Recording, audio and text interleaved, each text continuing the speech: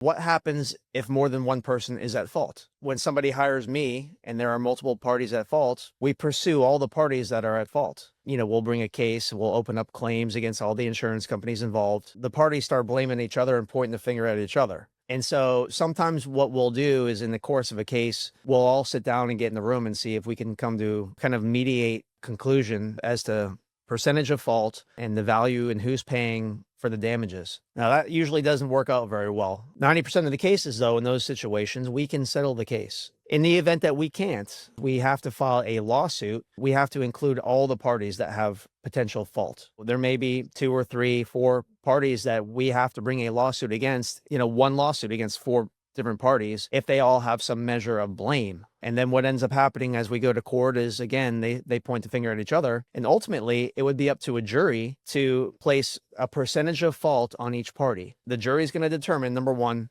what percentage of fault does each party have? And then the next thing the jury determines, what's the value of your damages, how much were your medical bills? If there are lost wages, how much is that? How much is your pain and suffering worth in the past and in the future? For example, let's just say there are 4 parties who have fault, and the jury has concluded that they're each 25% at fault for the crash. And the jury ultimately concludes that your case is worth $1 million as an example in this hypothetical. Once the jury leaves the room, what the judge is going to do is say, all right, well, each party is 25% at fault. It's $1 million verdict. So each party is responsible to pay $250,000. Now, obviously, you can play with those numbers and say, well, 30%, 10%, whatever the percentage of fault on the party is what they're going to pay that percentage of the ultimate verdict. So in these cases where there are multiple parties, it becomes more labor intensive, a lot more people involved, a lot more lawyers involved. It can take longer, but ultimately, if we get into a lawsuit and we have to take it all the way to trial and we go in front of a jury, that's how the verdict is going to be. There's going to be percentages attributed to each party, and then that's the percentage that they're going to have to pay of the ultimate verdict. If you have any questions, I am here to talk to you, and feel free to call me anytime.